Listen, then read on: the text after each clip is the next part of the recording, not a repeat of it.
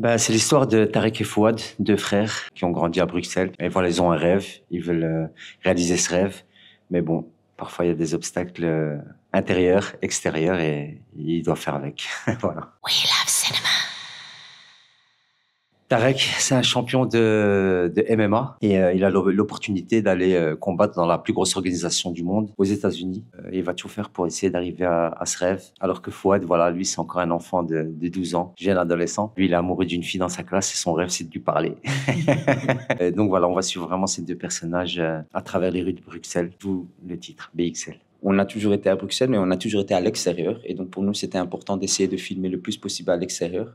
Ça venait avec des galères parfois, mais finalement, on a quand même réussi. Et ces endroits, ils disaient beaucoup sur l'état d'âme de nos personnages aussi, et puis de ce qui avait lieu. Bruxelles, ça a toujours été une histoire d'amour, donc on a essayé de l'honorer, mais d'une manière très authentique. Faire voir des endroits qu'on n'a pas personnellement vus souvent. Donc voilà, c'est un partage très personnel, mais qui est en fonction aussi de nos personnages et de leur arc et de tout ce qui leur arrive dans le film. On a toujours eu l'impression que quand il s'agissait de Bruxelles, mais aussi quand il s'agissait de ces personnages issus de la communauté marocaine, quoi qu'on fasse, c'est politisé. C'est un endroit très important, forcément, mais tout le monde a un avis et souvent des personnes qui ne connaissent pas très bien la ville ou qui n'ont pas d'affinité avec cette ville-là, mais ils ont une opinion et leurs paroles résonnent très fort et donc ça fait que ça crée une certaine image de Bruxelles et de cette communauté marocaine, entre autres.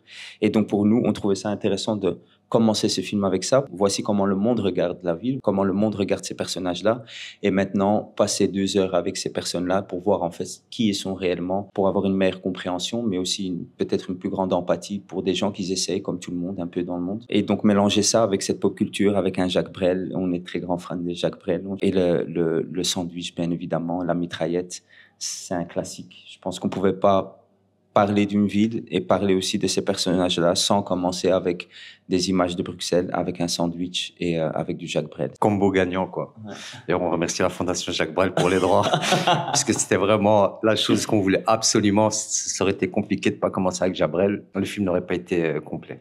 Ce qu'on savait quand on a commencé la préparation de BXL, c'était que ça allait devenir une production très familiale. On a inclus beaucoup de nos amis qui ont tous une passion pour le cinéma, mais beaucoup n'avaient pas d'expérience en cinéma, que ce soit devant ou derrière l'écran. Même le processus de casting, très tôt, on savait qu'on allait le faire nous-mêmes. Certains étaient des acteurs établis, mais beaucoup étaient des acteurs de la première fois qu'ils se présentaient à une audition. Et donc, d'avoir l'opportunité de faire toute cette préparation-là nous a aussi, nous, en tant que réalisateurs, préparés à faire le meilleur choix possible parce qu'on en a tellement plus parler, je pense, entre nous pendant cette préparation-là. On a été bénis par des acteurs aussi, que ce soit Ruth ou que ce soit Geert, avec beaucoup d'expérience, mais qu'ils étaient tous amoureux du scénario.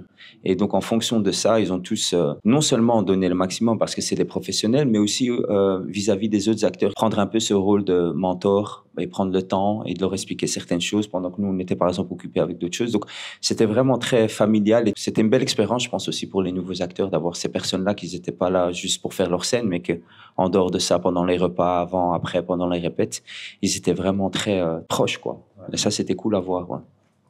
Merci beaucoup à vous deux. Merci.